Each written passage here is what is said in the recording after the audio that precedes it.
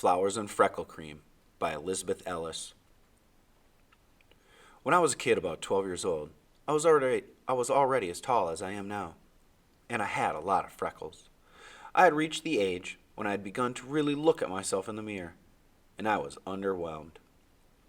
Apparently, my mother was too, because sometimes she'd look at me and shake her head and say, "Can't make a silk purse out of a sow's ear." I had a cousin whose name was Jeanette Elizabeth, and Jeanette Elizabeth looked exactly like her name sounds. She had a waist so small men could put their hands around it, and they did. She had waist-length, naturally curly blonde hair, too. But to me, her unforgivable sin was that she had a flawless, peaches and cream complexion. I couldn't help comparing myself with her and thinking that my life would be a lot different if I had beautiful skin, too. Skin that was all one color. And then, in the back pages of Jeanette Elizabeth's True Confessions magazine, I found the answer. An advertisement for Freckle Remover Cream. I knew that I could afford it if I saved my money, and I did. The ad assured me that the product would arrive in plain brown wrapper. Plain brown freckle color. For 3 weeks, I went to the mailbox every day, precisely at the time the mail was delivered. I knew that if someone else in the family got to the mail, I would never hear the end of it. There was no way that they would let me open the box in private. Finally, after 3 weeks of scheduling my entire day around the mail truck's arrival, my package came.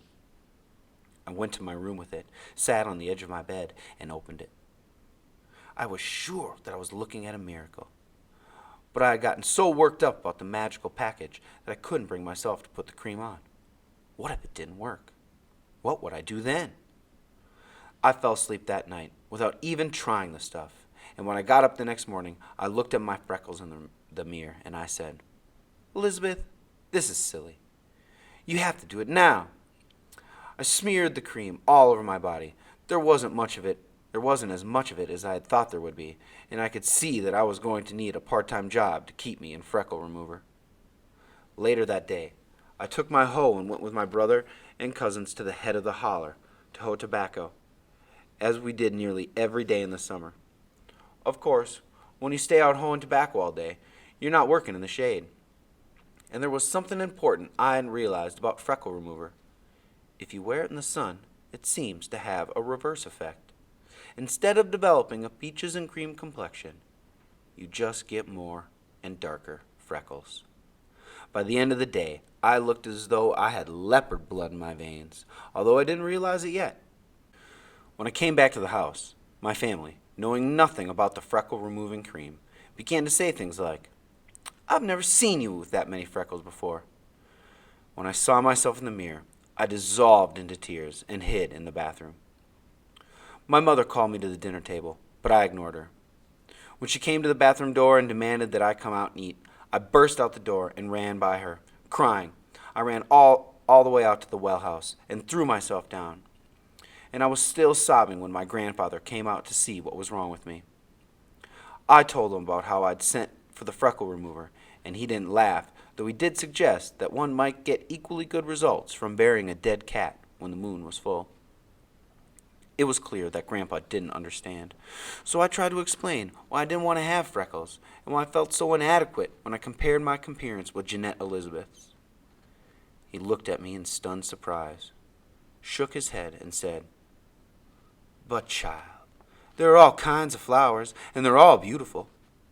I said, "I've never seen a flower with freckles," and ran back to my room, slamming the door. When my mother came and knocked, I told her to go away. She started to say that the kind of things that parents say at times like that, but my grandfather said, "Nancy, leave the child alone."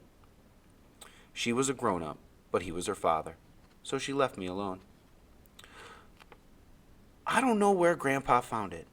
It isn't all that common in the mountains where we live then, but I know he put it in my room, because my mother told me later.